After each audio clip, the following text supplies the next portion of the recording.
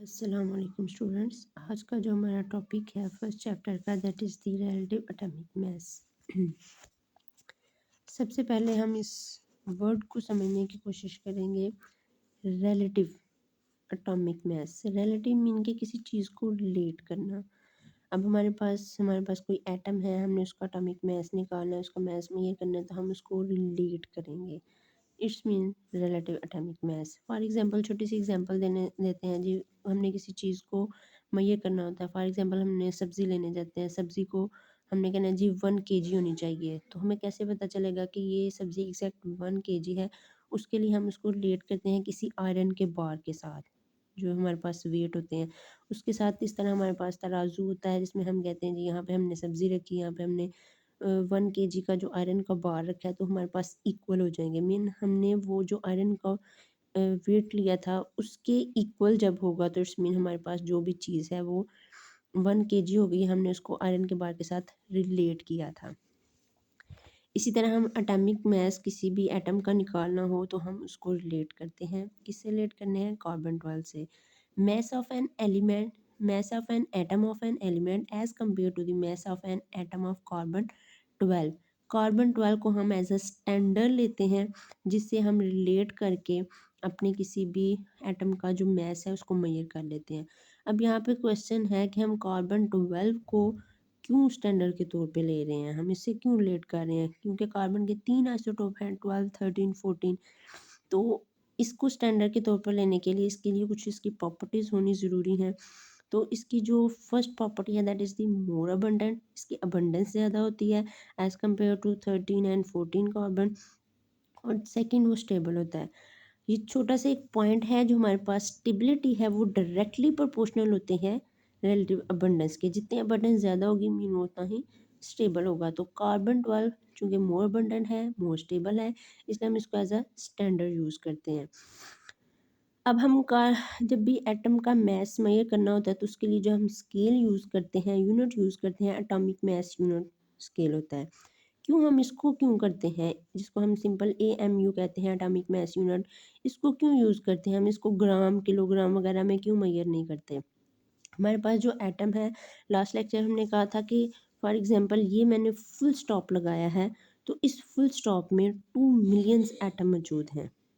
तो यहाँ से हम तसव्वुर कर सकते हैं कि हमारे पास एटम का साइज़ कितना छोटा होता है। एक्सट्रीमली स्मॉल, बहुत छोटा होता है।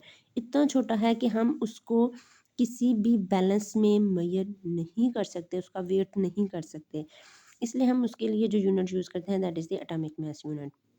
अब एटॉमिक मास यूनिट क्या है? That is the 1/12 of the mass of an carbon atom. एक कार्बन एटम ले रहे हैं, उसका जो 12th वाला पार्ट है उसको हम AMU कहते हैं। फॉर एग्जांपल ये मेरे पास एक कार्बन एटम है, ठीक है, सिंगल 1 कार्बन एटम है। इसके मैंने 12 हिस्से किए हैं, ये आपको नज़र आ रहे हैं, ठीक है। ये जो मैंने इसके 12 हिस्से किए हैं, इसमें जो ये 12th वाला हिस्सा है दैट इज़ द 1 AMU। इन 12 में से ये जो 1/12 वाला हिस्सा है, इसको मैं एक AMU कह रही हूँ, 1 AMU, ठीक है। ये हमारे पास एटॉमिक मास यूनिट है। तो सिंपल हम ये भी कह सकते हैं कि जो हमारे पास 1 कार्बन एटम है that is equal to 12 AMU। इसका 12th वाला पार्ट 1 AMU है, इट्स मीन के 1 carbon atom is equal to 12 AMU। 12 AMU के बराबर हमारे पास ये एक कार्बन एटम है, ये 12 है। एक वाला जो पोर्शन है 1 AMU है, तो ये 12 AMU है, और 12 AMU that is equal to 1 carbon atom, ठीक है। अब 1 AMU की जो वैल्यू है that is the 1.66 into 10⁻⁻27 kilogram. अब हम इसे कैसे रिलेट करते हैं? फॉर एग्जांपल ये मेरे पास आपको एक वे, ये सिर्फ समझाने के लिए स्टूडेंट्स को, ये आपको एक विंग मशीन नज़र आ रही है। इसमें हम ये क्या करते हैं जी, फॉर एग्जांपल मैंने हाइड्रोजन का एटॉमिक मास निकालना है, तो मैं केजी में तो नहीं ले सकती। ये मेरे पास एक हाइड्रोजन एटम है, इसको मैं रिलेट करूँगी 1 AMU से। यहाँ पे मैंने AMU लिया है जो कि कार्बन 12 का 12 वाला पार्ट है। इससे मैं इसको करूँगी, जब इसका मैस इक्वल आ जाएगा तो हम वो मैस हाइड्रोजन का मेजर कर लेंगे। तो यहाँ पे हाइड्रोजन का जो मैस आता है एटॉमिक मास वो है 1.008 AMU। ऑक्सीजन का भी हम इसी तरह मेजर करेंगे, that is equal to 15.9। Neon का 20.1797 AMU, जो कि हम कंपेयर किससे कर रहे हैं, कार्बन 12 से। कार्बन 12 से इस तरह कंपेयर करके तो हम इनका जो एटॉमिक मास है वो निकाल लेते हैं। अब हम यहाँ पे AMU की बात कर रहे हैं, 1 AMU that is equal to 1.66 in 10⁻27 kg। तो हमारे पास जो ग्राम या किलोग्राम है उसका AMU के साथ क्या रिलेशन है, किस तरह निकाल सकते हैं, इसका स्टूडेंट्स की पेपर के साथ या एग्ज़ाम के साथ कोई लिंक नहीं है, लेकिन ये सिर्फ समझाने के लिए है, क्योंकि बाज़ औक़ात स्टूडेंट्स जो है ना इस पॉइंट पे अटक जाते हैं, उनको नहीं समझ आती और वो पूछने में भी थोड़ा सा हेजिटेट होते हैं कि AMU और यहाँ पे KG किस तरह ये पॉसिबल है। हम फॉर एग्जांपल बात करते हैं 1 mole of carbon atom that is equal to 12 gram. ये यहाँ पे कार्बन नज़र आ रहा है, कार्बन का मीन के 1 मोल में कार्बन का जो मैस होता है वो कितना है, 12 ग्राम होता है। 1 मोल जो है वो किसके बराबर है, 6.022 इंटू 10⁻23 एटम्स। 1 मोल इसके इक्वल है, तो इट्स मीन के 1 मोल ऑफ हम कार्बन एटम कह रहे हैं, तो 6.022 इंटू 10⁻23 एटम्स किसके बराबर हुए, 12 ग्राम के। अब यहाँ पे हम 1 मोल की बात कर रहे हैं, अगर हम 1 कार्बन एटम की बात करें, यहाँ पे इतने एटम है ना, 6.022 इंटू 10⁻23 एटम है, इसकी बजाय हम एक एटम की बात करें तो हम क्या करेंगे, 12 और डिवाइडेड ये नीचे आ जाएगा, ठीक है। इसको डिवाइड करने से हमारे पास जो वैल्यू आती है दैट इज़ 1.99 10⁻23 ग्राम। ये इसको सॉल्व करने से आई है।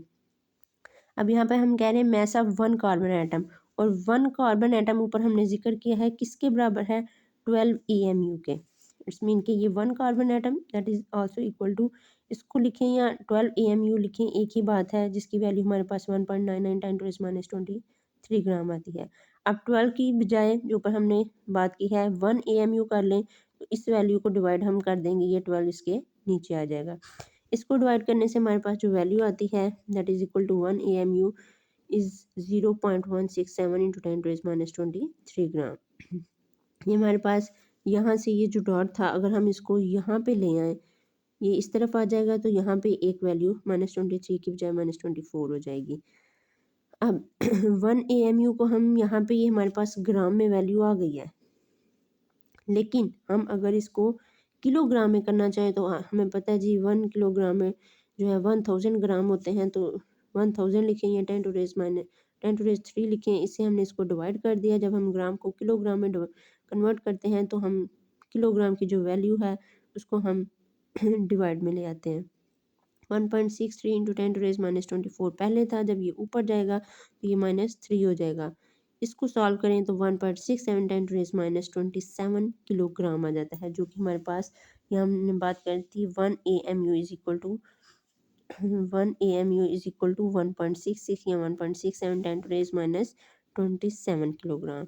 ये स्टूडेंट्स को एक कन्फ्यूजन से बचाने के लिए, क्योंकि बहुत ज़्यादा स्टूडेंट्स इस बात पे कंफ्यूज हो जाते हैं, तो ये उसके लिए एक छोटी सी वैल्यू मैंने सॉल्व आउट की है। होप सो जी आपको समझ आई होगी।